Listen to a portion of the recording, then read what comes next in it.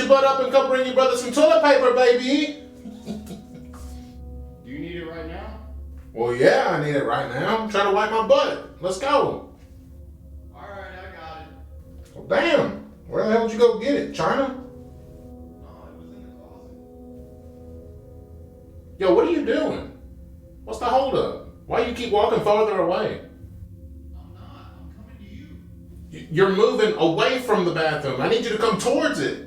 Alright, I'm here. Well, about damn time. Come on in. Does it stink in there? What in the hell, Jonathan? My legs are falling asleep. Come on, man.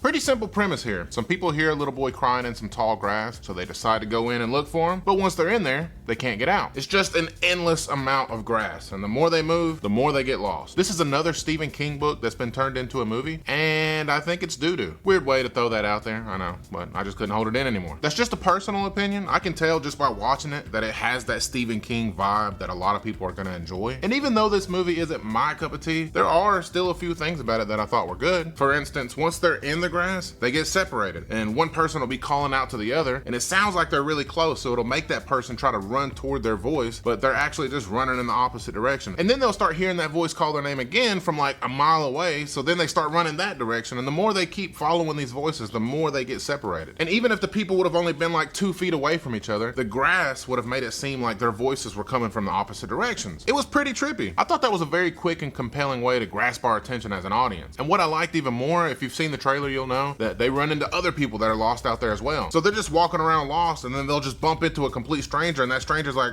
oh shit, there's somebody else out here lost too. Hey, you, follow me. I think I found a way out. Let's get out of here. So now there's multiple people trying to figure this thing out together. Things like that to me are an example of perfect storytelling. It's unique, it's different, it's confusing, it makes you want to know more. What is this grass? Why can't they get out? How do they get out? And it keeps you feeling like that for at least 30 to 40 minutes. But then after 30 to 40 minutes, I thought, damn, this is a long ass movie. So I used the remote to check and see how much time was left, and it said I had only watched about 40 minutes and that the movie was like an hour and 30 minutes long. And at that very moment, I felt like I was one of the characters from the movie. What's real anymore?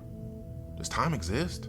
Am I stuck in a loop of watching these people run through the grass for hours as time in the real world is moving slower? I swear to you, it felt like I had been watching this movie for at least a solid 2 days already. The biggest problem it has is that it never gets to the point. It keeps trying to confuse you more and more to the point where you're so lost that you're frustrated. It'll show you someone dead, and then 1 second later we jump to somebody else's life outside of the grass, and then we follow them get lost into the grass, and then that person finds somebody that's dead, and then they make a right turn and the person that was dead is alive, and now you're confused and you're expecting them to answer why this is happening, but they don't. So now you're spending the majority of the movie trying to decipher what all of this means, and when it ends, you're not fully sure what you even just watched because you don't understand a damn thing. It's exhausting.